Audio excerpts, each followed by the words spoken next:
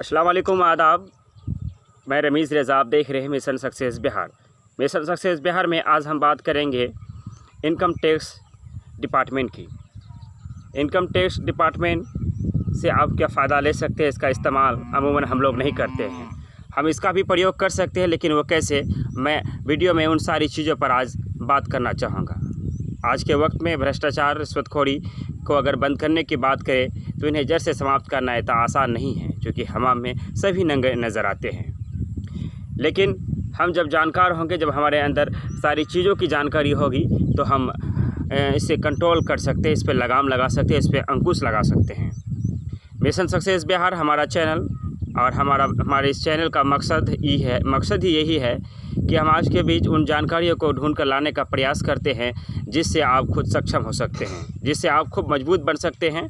समाज तभी विकसित हो सकता है, समाज तभी मजबूत हो सकता है जब उनके खुद के अंदर जानकार हो और उन्हें खुद ही चीज़ों की जानकारियाँ हों। मैं इनकम टैक्स डिपार्टमेंट की बात कर रहा था। हम आपको बताना चाहेंगे कि समाज में आज भ्रष्टाचार चरम सीमा पार है। रिश्वतखोरी का बाज़ार गर्म है। चाहे जीते हुए प्रतिनिधि हो या फिर हम पदाधिकारियों की बात करें, भ्रष्टाचार में कोई किसी से कम नहीं है।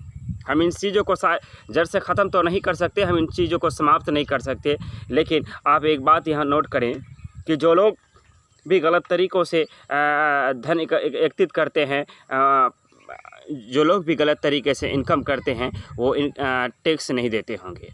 और हिंदुस्तान में टैक्स नहीं देना एक तरह से एक जुर्म है। एक तरह से नहीं, बल्कि एक जुर्म ही है। आप हमारे चाहे कोई भी शख्स हो, अगर आपको लगता है कोई पद पे रहने वाला मुखिया जी हो, समिति साहब हो, जिला पार्षद हो, एमएलए हो, एमपीज़ हो, या कोई पदाधिकारी हो, या कोई माफिया हो, आपको लगता है कि वो गलत तरीके से धन अर्जित कर रहे हैं, तो हम इनकम टैक्स डिपार्टमेंट को उसकी लिखित शिकायत कर सकते हैं, आवेदन कर सकते हैं। जब हम इनकम टैक्स डिपार्टमेंट को उनकी शिकायत करेंगे तो फिर वो छानबीन करेगा, वो जांच करेगा। अब आप एक सवाल यहाँ पर ये बनता है, क्या इनकम टैक्स वाले को ये पता नहीं है कि कहाँ पे क्या होता है? जब वो करते नहीं हैं तो क्या इस बात की गारंटी है कि हमारी शिकायत के बाद हमारी शिकायत पर एक्शन लिया जाएगा? इसकी क्या गारंटी है?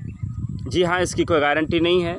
लेकिन आप आरटीआई के माध्यम से किसी भी शख्स पर, किसी भी प्रतिनिधि पर, किसी भी कोई भी एनीवे, अगर आपको लगता है कि वह गलत तरीके से भ्रष्टाचार में लिप्त होकर या फिर माफियागिरी कर या जिस तरह से भी वो धन अर्जित करता है, तो आप एक लिखित आरटीआई मार सकते हैं कि ABCD फलाने के ऊपर मैं शक जाहिर करता हूँ, मैं शंका जाहिर करता हूँ कि आज से 6 माह पहले या साल भर पहले उनकी आर्थिक स्थिति ये था, लेकिन आज वो ग्रोथ किए हैं। तो उनका सोर्स ऑफ इनकम क्या है, आप आरटीआई लगा सकते हैं। सूचना का अधिकार अधिनियम 2005 एक ऐसा हथियार है जिससे भ्रष्टाचार पर अंकुश लगाया जा सकता है, उस पर लगाम लगाई जा सकती है। अधिकतर आरटीआई कार्यकर्ता की हत्याएं कर दी जाती है। आरटीआई का अधिक इस्तेमाल प्रयोग करने वालों का हश्र बुरा होता है, उन्हें सताया जाता है, उन्हें प्रताड़ित किया जाता है। सरकार को चाहिए कि आरटीआई लगाने वालों को सुरक्षा प्रदान करे, और जब भी अगर कोई ऐसा मामला आता है तो उस पर सख्त कार्रवाई की जानी चाहिए। तो हम बात कर रहे थे कि इनकम टैक्स डिपार्टमेंट का हम कैसे इस्तेमाल कर सकते हैं, हमसे कैसे प्रयोग में ला सकते हैं। जब हम आरटीआई लगाएंगे, हमारे पंचायत के मुखिया जी हो या समिति साहब हो या कोई हो, हम देख रहे हैं कि वो गलत तरीके से धन अर्जित कर रहा है और भ्रष्टाचार पे भ्रष्टाचार कर रहा है, तो हम योजनाओं की भी जांच करा सकते हैं। लेकिन योजना की जांच कराना उतना आसान भी नहीं होता है, क्योंकि मिलीभगत के इस दौर में अगर आप कहाँ तक जाएंगे, जहाँ भी जाएंगे तो एक सेटिंग होता है, एक शूटिंग होता है, जहाँ जनता की सुना नहीं जाता, जहाँ उन पर कार्रवाई नहीं होता। इसलिए निडर होकर खुले में रहकर भ्रष्टाचार किया जा रहा है।